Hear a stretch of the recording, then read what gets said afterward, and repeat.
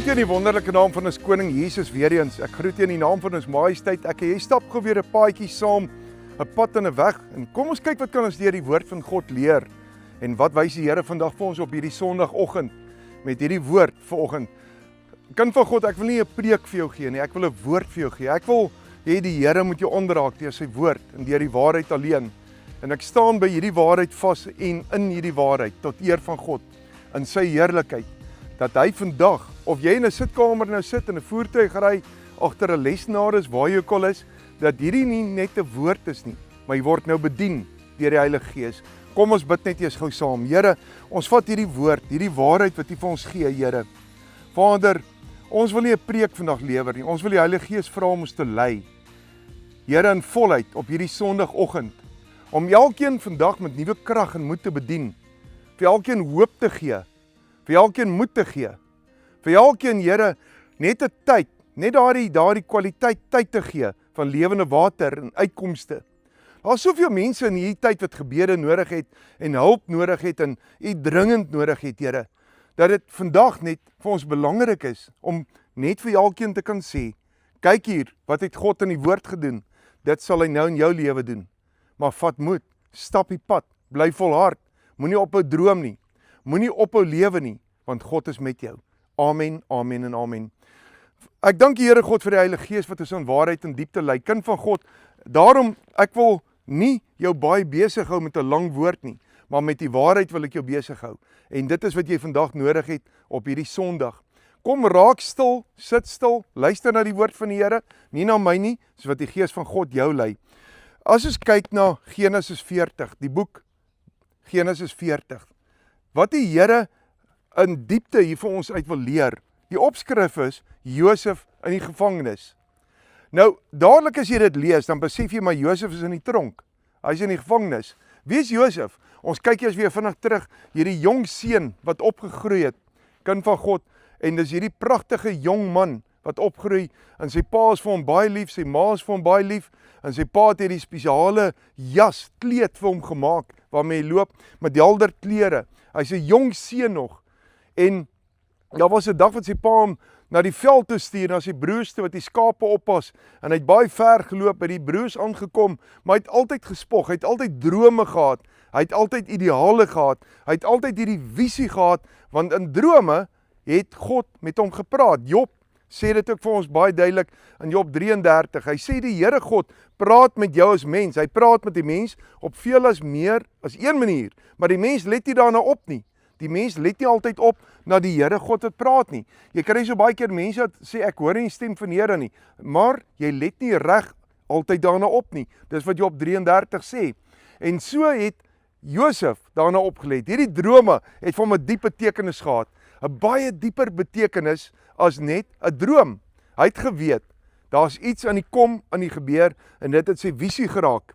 Kind van God, en dan deel hy dit met sy broers en sy pa het geweet, hier is baie iets spesiaal om Job, om Josef, hier is baie iets spesiaal om Josef, en die broers het nie daarvan gehou nie, want hy het altyd gelyk soos iemand wat hom self verhewe in hierdie drome, maar dit was God wat besig was met hom, om hom voor te berei vir eendag. En toe hy na sy broers te gaan in die veld, ons weet, dat hierdie broers was baie kwaad vir hom, hulle het hom gehaat, sy eie bloedbroer het hulle gehaat, hulle eie bloedbroer, en hulle het hom gegryp, hulle wou hom graag doodmaak, en deur bietjie onderhandeling, die kant toe, daai kant toe, het hulle besluit, kom ons gooi hom in 'n put in, trek sy kleed uit, ons besmeer hierdie kleed met bloed, stuur hom vir pa, sê vir pa, roofdiere het hom opgevreet, maar ons gooi hom in hierdie put in, party wou hom nog dood hê, ander het gesê, spaar hom, hy is in die put gegooi, 'n put is nie 'n lekker plek om uit te kom nie. 'n Put is 'n droë plek, 'n dorre plek. En 'n put is jy stokstil alleen.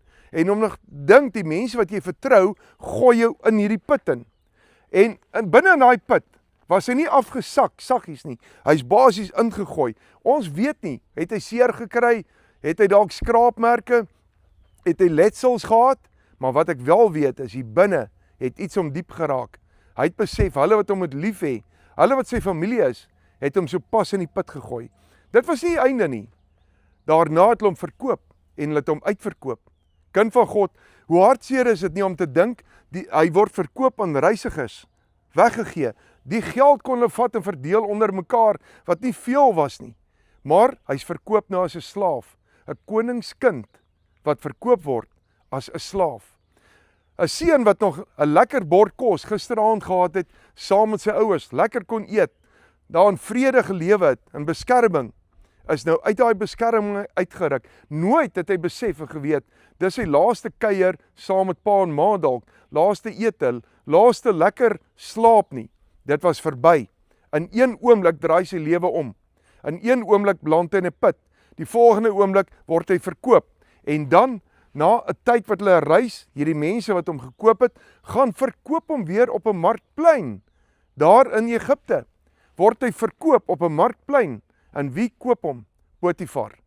Potifar kyk na hierdie jong man en hy besluit hy's gesond, hy's sterk, hy lyk vir hom slim, hy kan in sy huis werk.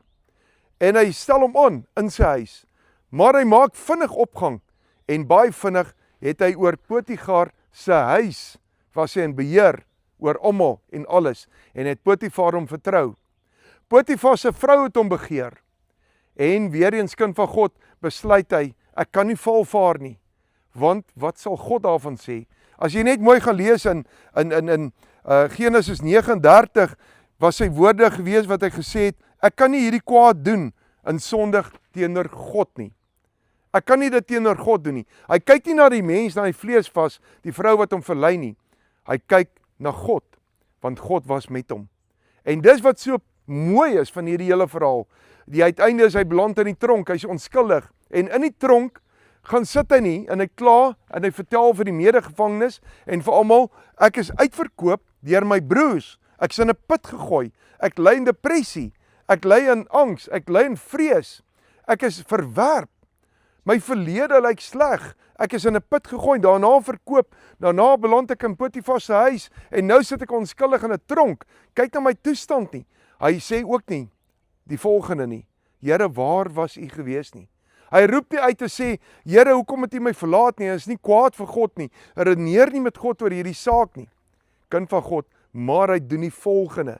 In die tronk, in daai moeilike situasies, die plek wat hy nie gekies het om te wees nie, waar hy nie wil wees nie, waar hy nie gelukkig is nie, waar nie vir hom vrede is nie, waar nie gemak is nie, gee weer eens sy beste.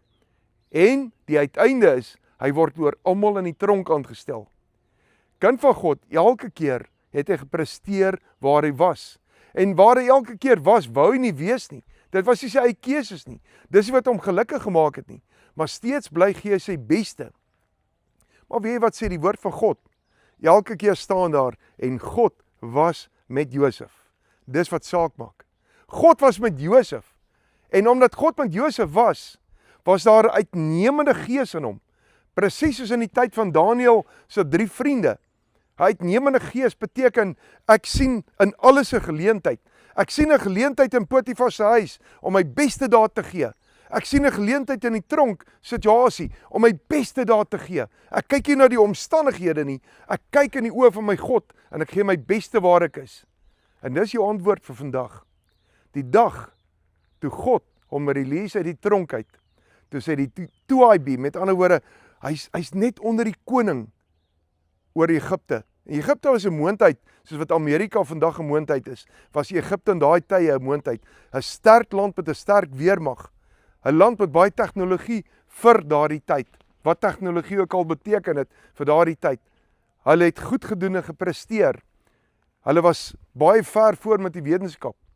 En wie moet daardie land lei tot 'n suksesvolle land wat nie in hongersnood gaan sit nie? Niemand anderster as Josef nie. Josef, 'n man wat deur sy broers uitverkoop was, wat baie drome gehad het, in 'n put gegooi was. Kyk nie terug na die put nie. 'n Man wat op 'n stadsplein verkoop is, in die markpleine verkoop is. Ek sê stadsplein, maar op 'n markplein verkoop was, uitverkoop. Wat in Potifar se huis gewerk het, wat in die tronk beland het. Oral was dit plekke waar hy nie wou wees nie, het hy sy beste gegee, want God was met Josef. En dan beland Josef in hierdie posisie, in hierdie plek, waar sy broers op 'n dag voor hom moet buig, waar sy broers afhanklik raak van hom, skaam is oor wat hulle aan hom gedoen het. So kan God jou gebruik, as jy, kind van God, die geleentheid net in alles raak sien. Nie elke keer wanneer jy geval het, gestruikel het, in die put situasies van jou land terugkyk, put situasies van jou omstandighede terugkyk, put situasies van jou huis in terugkyk, put situasies van jou werk en jou swaar kry en terugkyk nie, maar fokus in die oë van die Here en jy bly stap hierdie pad. Jy stap dit met autoriteit in die Heilige Gees vuur van God en jy bly loop hom tree vir tree en jy fokus in die oë van die Here in elke situasie. Weet jy, God is met jou en daar is uitkomste altyd. Daar sal uitkomste altyd wees, maar fokus op God. Fokus op die Here jou God. Sien in alles 'n geleentheid. Hy het nie in depressies verval nie. Hy het nie verval in 'n donker gat nie. Hy het besluit, ek kies lewe, wat God vir jou voorhou in Deuteronomium 30. Hy sê, kies lewe, of kies jy dood? Kies jy die geleenthede, of kind van God gaan jy ondergaan? Kies die geleenthede, kies lewe, want die woord van God gaan jou vooruit. Al lyk dinge hoe sleg in die lewe, en al lyk dit of daar geen hoop is nie, al lyk dit sleg in jou werksplek, in jou huwelik, al lyk dit sleg in jou finansies, al lyk dit sleg in alle omstandighede, kies ten alle tye, eerstens, om gelukkig te wees, want dit is 'n keuse. Niemand kan jou gelukkig maak nie, net jy self kan dit kies, want die Gees van God is in jou. En as God met jou is, en as hy kan sê, en God was met Josef, sal hy ook kan sê, en God is met jou. Kind van God beteken dit een ding, jy het 'n uitnemende gees, jy sien 'n geleentheid, waaronder 'n tronk sien, waaronder slawerny sien, waaronder 'n put gesien het, sien jy 'n uitkomste in elke saak. Sien jy 'n toekoms in alles, waar ander opgegee het, gee die Here 'n droom en 'n visie vir jou. Josef moes basies, kind van God, deur al hierdie stappe gaan, deur die ellende gaan, hy was basies afgebreek tot niks, steeds sien hy 'n toekoms, want hy het 'n droom en 'n visie van God af ontvang. En steeds het hy in sy droom geglo, en sy droom het waar geword, kind van God.